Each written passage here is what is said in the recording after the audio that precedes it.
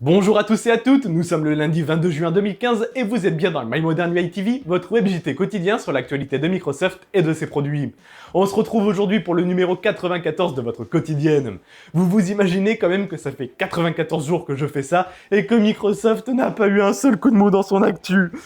Bon allez, démarrons avant que d'autres sujets ne tombent.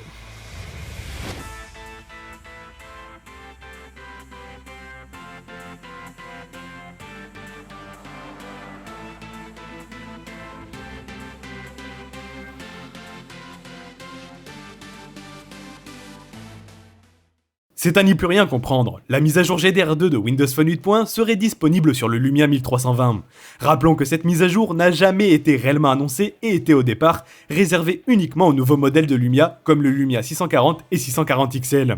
Le nombre de Lumia bénéficiant actuellement de la GDR2 sont au nombre de 5 puisque le Lumia 735 et 830 en bénéficient également. Il serait bien maintenant que Microsoft continue la distribution de cet update mais pour tous les Lumia.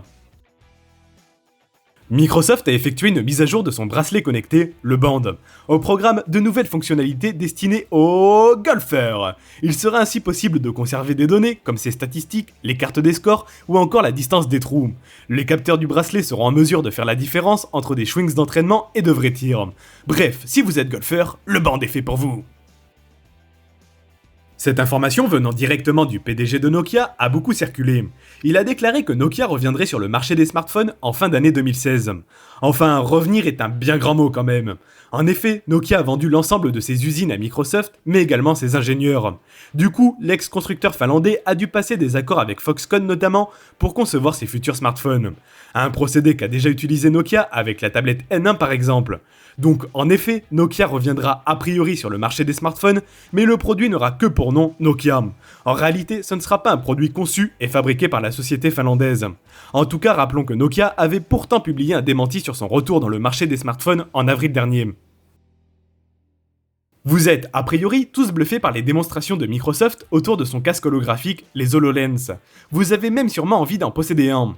Eh ben, vous allez peut-être changer d'avis. En effet, les démonstrations des HoloLens en janvier dernier avaient séduit les quelques chanceux qui avaient pu essayer le casque holographique de Microsoft. Cependant, nous avons appris que le matériel embarqué dans les HoloLens en janvier était très éloigné du matériel qui sera embarqué dans la version finale du casque. Ainsi, lors de la conférence Build, le casque holographique de Microsoft avait déjà subi un downgrade matériel, laissant ainsi quelques déçus parmi les testeurs. Il s'était plaint du fait que le champ de vision offert par le casque HoloLens était très faible. Pire, pour bien visualiser les hologrammes, il ne faut pas bouger le regard, mais plutôt la tête entière. Microsoft a bien évidemment pris en compte l'ensemble des retours, mais a déclaré, par le biais de Kudo Tsunoda, directeur du projet HoloLens, que les prototypes actuels ne sont pas identiques à la future version finale, mais celle-ci n'en sera pas énormément remarquablement différente. C'est dommage, mais on imagine que c'est la contrainte à payer pour avoir un produit commercialisable et accessible en termes de tarifs. Je me demande en tout cas le prix du matériel qui faisait tourner les HoloLens de janvier. Windows 10 dans sa version finale approche et c'est l'occasion pour Gabriel Holl d'annoncer ou de rappeler certaines choses.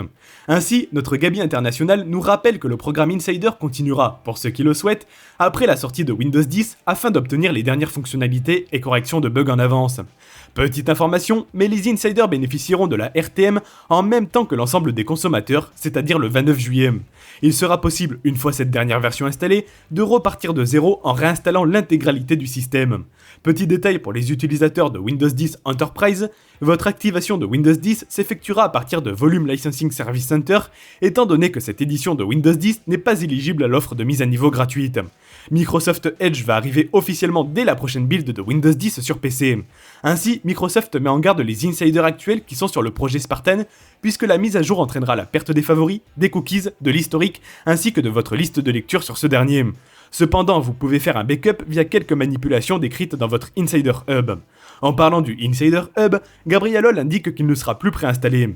Les Windows Insider devront donc se rendre dans les paramètres des fonctionnalités facultatives de Windows 10 pour réinstaller ce dernier.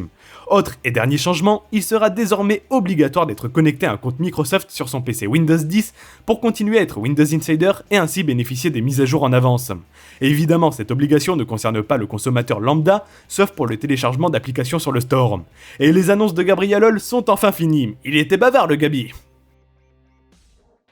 Et c'est fini, merci d'avoir suivi ce numéro. Je rappelle comme d'habitude que l'émission possède son application et le téléchargement peut se faire ici ou via les liens dans la description de la vidéo. Vous pouvez également suivre l'actualité de Microsoft et de ses produits minute par minute sur ces quelques sites références.